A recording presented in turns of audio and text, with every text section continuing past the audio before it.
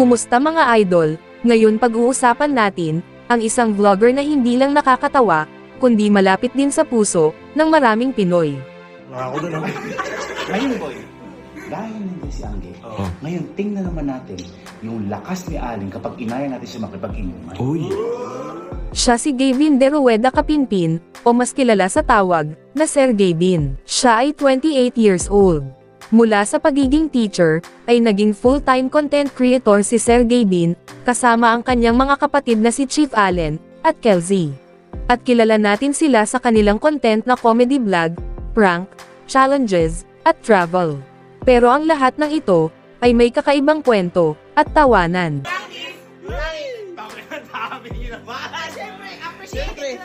Ano yan eh?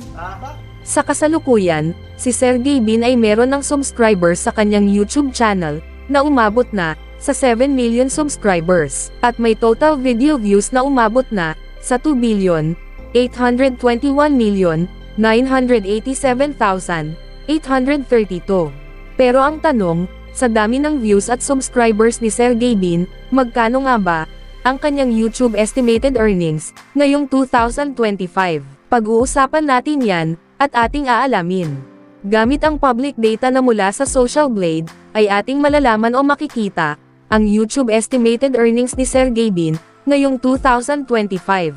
At sa mga hindi pa nakakaalam, ang Social Blade nga pala, ay isang public website, na kung saan kahit sino, ay pwedeng tumingin sa analytics, at estimated earnings, ng isang YouTuber, or influencer.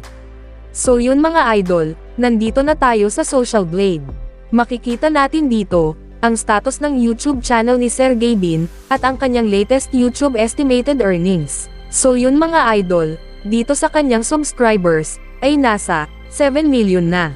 Video uploads naman, ay nasa 1,700 na. Total video views naman, ay nasa 2.8 billion na. At ginawa ni Sir Gavin ang kanyang YouTube channel, noong September 15, 2012. At dito naman sa baba mga idol, ang total grade niya, ay nasa, letter B positive. Social Blade rank, ay pang 13,212.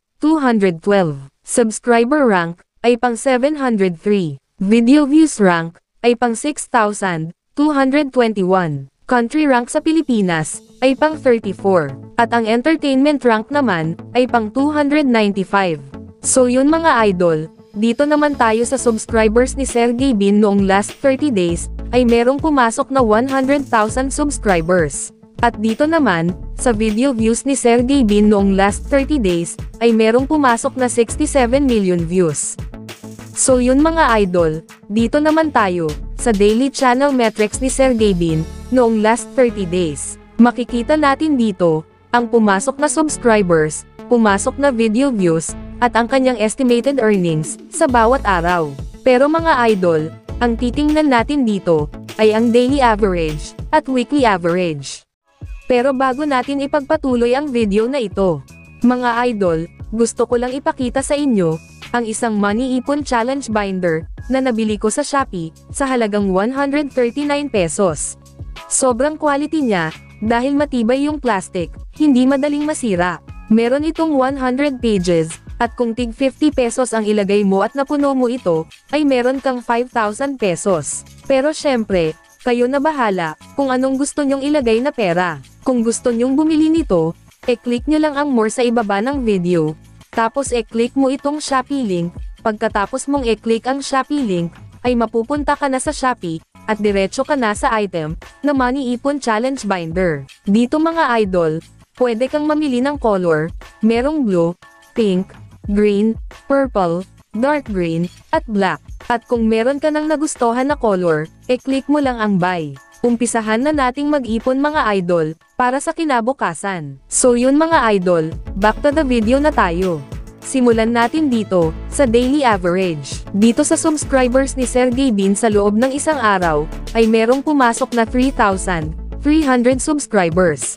At dito sa video views ni Sir Gavin sa loob ng isang araw, ay merong pumasok na 2,224,670 views. At dito naman, sa estimated earnings ni Sir Gavin sa loob ng isang araw, simula dito sa lowest, ay merong pumasok na 1,000 US dollars, hanggang sa highest na umabot ng $2,200 US dollars. So yun mga idol, kung i-convert natin ito sa Philippine Peso, ang katumbas nga pala ng 1 US dollars sa Philippine Peso ngayon ay nasa 56 pesos. So yun mga idol, ang katumbas ng 1,100 US dollars sa Philippine Peso ay nasa 61,600 pesos. Ito ang posibleng kikitain ni Sergey Bin sa loob ng isang araw, sa lowest estimated earnings. At ang katumbas naman ng 2,200 US dollars sa Philippine Peso ay nasa 123,200 pesos. Ito naman ang posibleng kikitain ni Sergey Bin sa loob ng isang araw, sa highest estimated earnings. So yun mga idol, dito naman tayo sa weekly average. Dito sa subscribers ni Sergey Bin sa loob ng isang linggo, ay merong pumasok na 20,000 subscribers. At dito sa video views ni Sergey Bin sa loob ng isang linggo, ay merong pumasok na 14,075,539 views. At dito naman, sa estimated earnings ni Sergey Bin sa loob ng isang linggo, ay merong pumasok na 7,000 US dollars, hanggang sa highest na umabot ng 14,000 US dollars. At kung i-convert natin ito sa Philippine Peso, ang katumbas ng 7,000 US dollars sa Philippine Peso ay nasa 392,000 pesos. Ito ang posibleng kikitain ni Sergey Bin sa loob ng isang linggo, sa lowest estimated earnings. At ang katumbas naman ng 14,000 US dollars sa Philippine Peso ay nasa 784,000 pesos. Ito naman ang posibleng kikitain ni Sergey Bin sa loob ng isang linggo, sa highest estimated earnings. So yun mga idol, dito naman tayo sa monthly estimated earnings, at yearly estimated earnings. At uulitin ko lang mga idol, ang impormasyon na ibinabahagi ko sa inyo, ay isang estimated earnings lamang. So yun mga idol, simulan natin dito, sa monthly estimated earnings. Simula dito sa lowest, ay merong pumasok na 33,000 US dollars, hanggang sa highest na umabot ng 67,000 US dollars. At kung i-convert natin ito sa Philippine Peso, ang katumbas ng 33,000 US dollars sa Philippine Peso ay nasa 1,848,000 pesos. Ito ang posibleng kikitain ni Sergey Bin sa loob ng isang buwan, sa lowest estimated earnings. At ang katumbas naman ng 67,000 US dollars sa Philippine Peso ay nasa 3,752,000 pesos. Ito naman ang posibleng kikitain ni Sergey Bin sa loob ng isang buwan,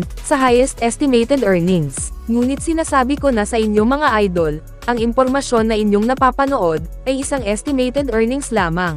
At yung highest estimated earnings na ating nabanggit na sobrang laki, ay makukuha lamang yan ni Sergey Bin, kung ang lahat ng nakapanood sa kanyang YouTube video, ay hindi nag-skip ng ads. Pero bihira lang na walang mag-skip ng ads. Kaya dito lang malapit ang estimated earnings ni Sergey Bin, sa lowest estimated earnings. So yun mga idol, hanggang dito na lang ang video na ito.